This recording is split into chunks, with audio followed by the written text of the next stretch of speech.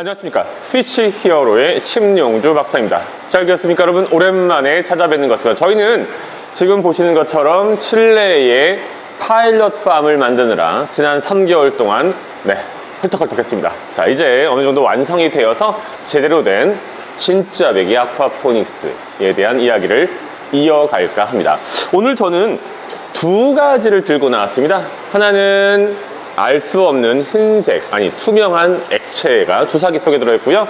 또 하나는 국내 회사 카스에서 만든 pH 측정기가 들어가 있습니다. 그리고 제 주변에는 장어 그리고 송어가 저를 둘러싸고 있습니다. 뭘 하는 거냐고요? 바로 검역 기간 중에 물고기에 대한 관리에 대해서 이야기하려고 합니다. 검역은 아쿠아포닉스를 잘 모르시는 분들이 얼렁뚱땅 아쿠아포닉스를 시작하다가 망하기 딱 좋은 문제의 시발점입니다. 무슨 말씀이냐고요? 검역이 뭔가요? 우리가 코로나 때 전 국민이 한번 난리를 쳤죠. 한 번이 아니라 3년 동안 난리를 쳤죠. 검역은 역병, 즉 전염병이 있는지를 검사한다입니다. 비슷한 말로 방역이 있습니다. 방역은 역병을 막는다, 방어한다입니다. 그거랑 아쿠아포닉스랑 무슨 상관이? 우리가 전염병에 걸리는 건 아니지만 물고기가 전염병에 걸릴 수 있죠. 만약에 아쿠아포닉스 시스템에 건강하지 않은 알 수 없는 어떠한 바이러스나 박테리아에 오염된 물고기가 들어간다면 상상할 수 없는 일이 벌어집니다. 다행히 저희와 같은 최신식의 디커플드 방식이라면 그 피해가 최소한 물고기를 기르는 양식 서브파트로만 국한되겠지만 현재 국내에서 진행되고 있는 대부분의 옛날 호랑이 담배 피던 고려짝 방식인 커플드 방식을 쓴다면 물고기의 질병이 전체 시스템으로 퍼져나가서 도저히 돌이킬 수 없는 치명적인 결과를 초래하게 됩니다.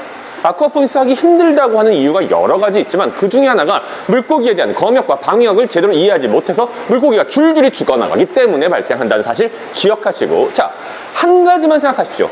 물고기는 무엇에 민감하다? 물에 민감하다. 물에 있어서 가장 중요한 것들이 여러 가지가 있지만 온도, pH, 그리고 독성물질, 즉 암모니아와 아질산 농도가 특히 중요합니다.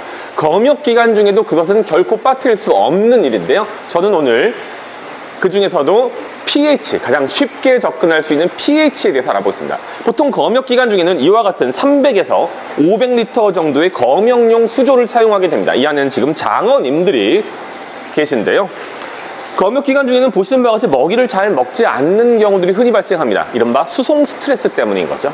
그럼 이런 상황에서 먹이가 그냥 그대로 부패하거나 또는 물고기의 컨디션이 좋지 않은 상황에서 물고기가 현재 있는 물과 그 다음에 이 물을 갈아주기 위한 환수하는 새로운 물 사이에 예를 들어서 수질의 차이가 크다면, 이를테면 pH의 차이가 존재한다면 어떤 문제가 발생할까요? 물고기, 안 그래도 힘든 물고기에 더 큰 충격을 주게 되고, 그러면 별 문제가 아니었던 질병들이 질병으로 발화하는 시발점이 되게 됩니다.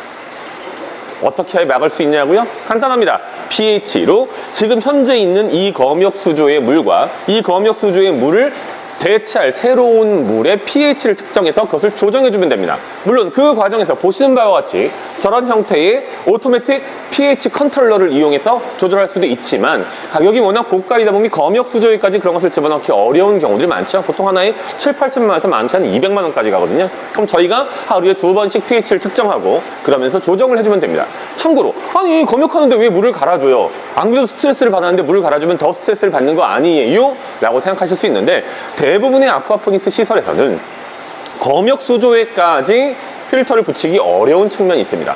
설사 필터가 있다 할지라도 그 필터는 대부분 물리적 필터로 국한되는 경우가 많습니다.